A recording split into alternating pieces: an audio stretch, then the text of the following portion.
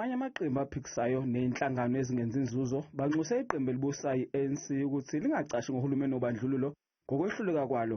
Bathi ingqinamba eziningi kuleli zibangwa ukuthi ANC ayukhathalele umphakathi oyivotele. Ekhuluma esensini eGoli ngempelasonto, umengameli uCyril Ramaphosa uthe ukwentuleka kochwepheshe kwezobunjiniyela kuleli kungumphumela wobandlululo.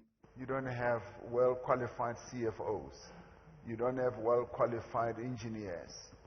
You don't have well-qualified town planners.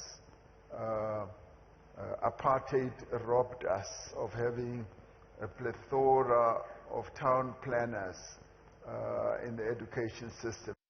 Inhlangano i-Ithi ithi akusilo iqiniso eliphelele lokukhomba ngenjumbane obandlululo kuphela ngokugqoza kwamakhono kulelizwe. I think the president is remiss when he says that we don't have enough town planners and engineers. We have always had enough.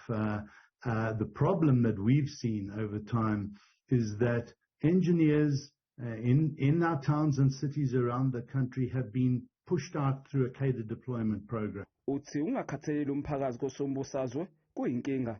Engineers make input on what needs to be done from a maintenance and repairs point of view, and you keep getting ignored. So you see things like the M2 highway being shut down for a year, a very important artery in the city's traffic flow, shut down for a year because it became so dangerous.